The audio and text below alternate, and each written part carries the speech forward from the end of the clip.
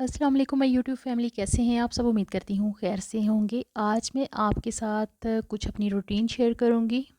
तो मैंने सोचा क्यों ना व्लॉग बनाया जाए और आपके साथ अपनी दोपहर की रूटीन शेयर की जाए। तकरीबन 10 बजे के बाद वाली मॉर्निंग के तमाम नाश्ते वगैरह हो चुके थे, तो अब मैंने सफाई स्टार्ट कर ली है। और मैंने यहाँ पे मेरे पास एक छोटी सी बच्ची है हेल्पिंग के लिए, जो डस्टिंग वगैरह कर लेती है, लेकिन सफाई मैं खुद ही करती हूँ क्योंकि मुझे उस बच्ची की सफाई करने पे इतनी तसल्ली नहीं होती। और हालांकि वो मुझसे पहले एक दफ़ा यहाँ पे लगा चुकी है झाड़ू, अपनी तरफ से उसने सफाई कर ली हुई है, लेकिन फिर भी मैंने सोचा मुझे खुद एक दफ़ा, मैं हमेशा ऐसा ही होता है, एक दफ़ा वो करती है और एक दफ़ा फिर मैं खुद करती हूँ। और हमेशा इतनी ही डस्ट निकल रही होती है ना, तो बच्ची है इसलिए उस पे मुझे इतनी तसल्ली नहीं होती। तो ये जी हमने सारी देखी कितनी डस्ट निकली है, और अब मैं आप पहुंच गई हूँ गैरेज में। तमाम चीज़ों के नीचे से अच्छी तरह से सफाई कर ली थी, और झाड़ू लगा लेंगे हम बहुत अच्छी। कल एक्चुअली हवा चलती रही है काफ़ी ज़्यादा मट्टी वाली, तो इस वजह से भी जो है वो डस्ट वस्ट ज़्यादा इकट्ठी हो गई हुई है। और सुबह नाश्ते के बाद सबका आना जाना, और स्कूलों वाले स्कूल चले गए, और इस तरह से करके तो जो है वो कुछ ना कुछ पाँव से मिट्टी आ ही जाती है बहरहाल। तो चलिए जी, झाड़ू हमारी हो चुकी है कंप्लीट। अब मैं लगा लूँगी यहाँ पे मॉप, और तमाम चीज़ों के नीचे से भी अच्छी तरह से डस्ट निकल आएगी। इससे इससे काफ़ी फ़ायदा रहता है, बैठ के लगाने से ज़्यादा बेहतर है कि बाज़ दफ़ा उससे एक्सरसाइज तो अच्छी हो जाती है बैठ के लगाने से, लेकिन पोछा लगाने से, लेकिन मॉप की हेल्प, इस मॉप से आप जो है वो काफ़ी आपके लिए आसानी रह जाती है। तो ये मेरा फ़र्स्ट व्लॉग है, तो मुझे अंदाज़ा नहीं था कि व्लॉग रिकॉर्ड किस तरह से करते हैं। सो मैंने एक कोशिश की है। जैसे कि पता है शुरू में कोई भी मास्टर नहीं होता किसी भी काम का, सबको सीखने से ही सब कुछ आता है। तो इंशाल्लाह अगर मुझसे कोई कहीं गलती मिस्टेक हुई है, या होंगी काफ़ी सारी मिस्टेक्स, लेकिन इंशाल्लाह आहिस्ता आहिस्ता वो रिकवर हो जाएंगी। तो चलिए जी, तमाम चीज़ों के हमने डाइनिंग टेबल के नीचे से भी अच्छी तरह से मॉप लगा ली है, ताकि तमाम डस्ट देखें कितना ज़्यादा जो है वो पानी हमारा हो चुका है मट्टी वाला। लेकिन ये है कि सारा दिन के लिए तसल्ली हो जाती है, सफाई हो जाती है। तो नीचे वाले पोर्शन की सफाई मैं खुद ही कर लेती हूँ, और सेकंड पोर्शन है वहाँ पे जो है वो मेरी एक हेल्पर आती है। सेकंड पोर्शन की सफाई मैं उसी से करवाती हूँ, और ग्राउंड फ्लोर की सफाई मैं खुद ही कर लेती होती हूँ, क्योंकि यहाँ पे रूटीन और टाइप की है।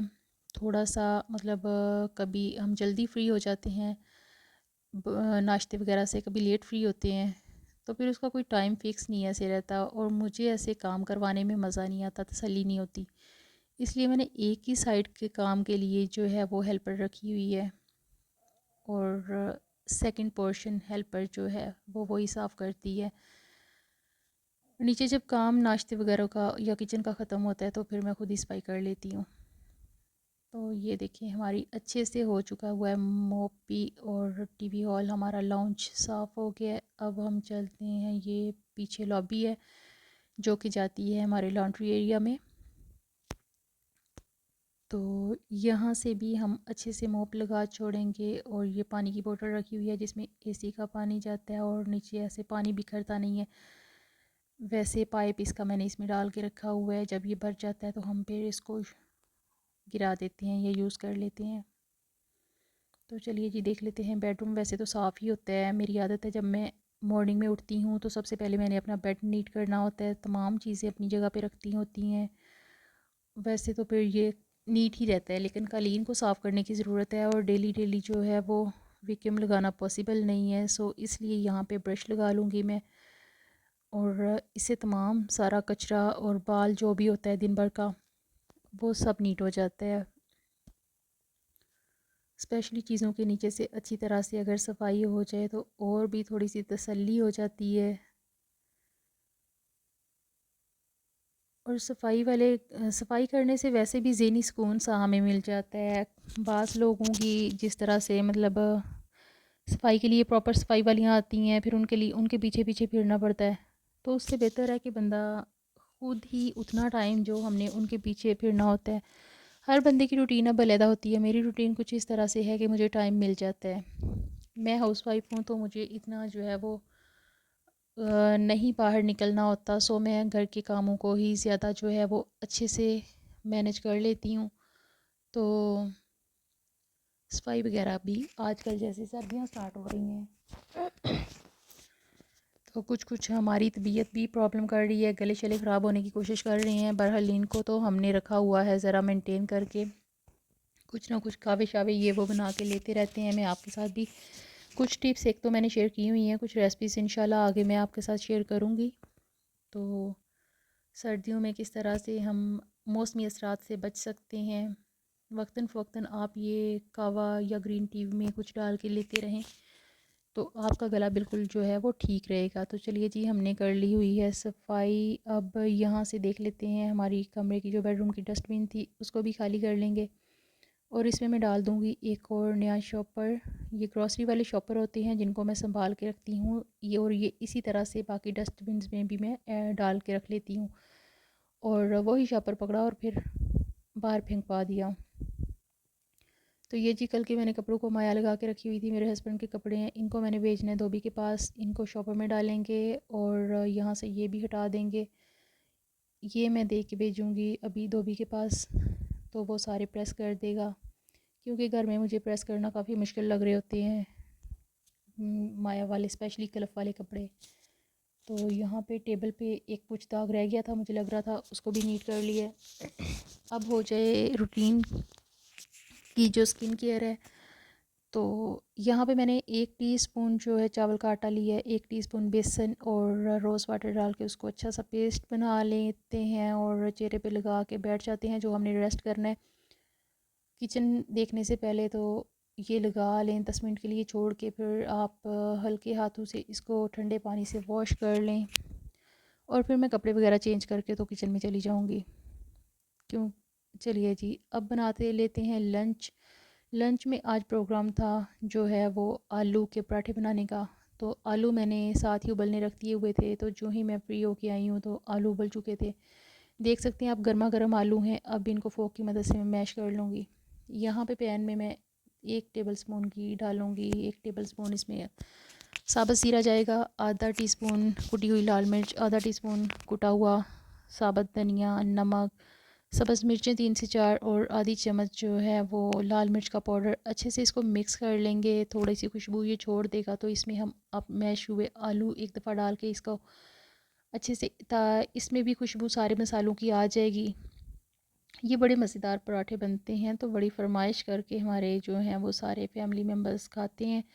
और सर्दियाँ जैसे शुरू हो रही हैं तो ये वाले पराठे तो वक्तन फ़वक्तन चलते रहेंगे, जैसे आलू के पराठे, मूली के पराठे, मेथरे के पराठे, गोभी के पराठे। बहुत सारे पराठे होते हैं जो कि सीज़नल जो है वो स्पेशली बच्चों को पसंद होते हैं और वक्तन फ़वक्तन साथ साथ ये चलते रहते हैं।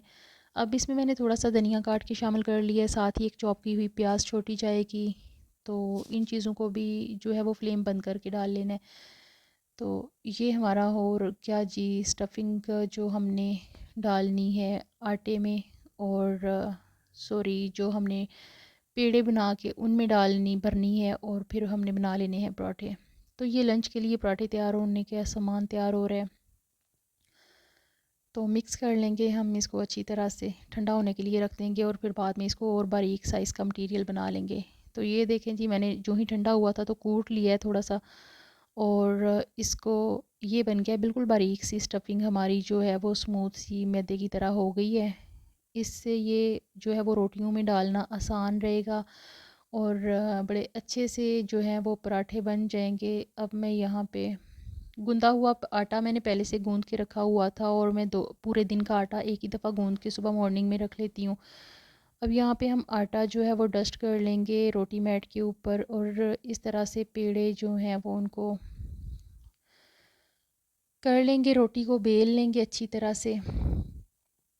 2 एक साइज़ के पेड़े लिए हैं, उनकी छोटी छोटी सी रोटियां बनाई हैं और एक के ऊपर सारी स्टफिंग लगा ली है, दूसरी को उसके ऊपर रख के हल्के हाथों से दबाएंगे और आधी रोटी तो हमारी हाथों की मदद से ही शेप में आ गई है। अब बाकी की जो बची है उसके ऊपर हम जो है वो बेलन चलाएंगे तो अच्छे से माशाल्लाह हमारी रोटी हो चुकी है तैयार।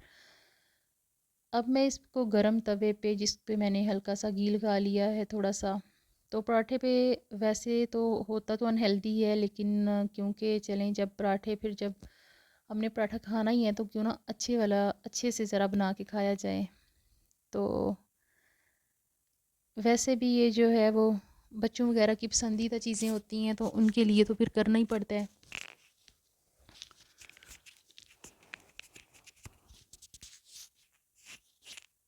तो यहाँ पे हम फ्लेम जो है वो मीडियम रख लेंगे और मीडियम फ्लेम पे बनाते हुए हम जो है वो अपना पराठे को पलट लिया मैंने। तो शायद ये जो हमारी रोटी उठाने वाली थी पलटा, ये मैंने ले लिया है दूसरा फ्राइंग वाला, तो इसने थोड़ा सा रोटी को उठाते हुए तोड़ दिया है। हालांकि इसका जो रोटी बनाने वाला है मेरे पास वो गोल है, तो वो मुझे मिल के नहीं दिया कि कहाँ पे है ना, शायद बर्तनों में कहीं मिक्स हुआ पड़ा है। तो मैंने यही ले लिया। इसको जो ही रोटी उठाने लगी हूँ तो इसने साइड से इसको थोड़ा सा तोड़ दिया है। खैर कोई बात नहीं, तोड़ के ही खानी है हमने भी। तो वैसे माशाल्लाह हमारा जो है वो पराठा अच्छा बन गया, ऊपर घी लगाया है और इसको मीडियम फ्लेम पे हमने बना लिया है।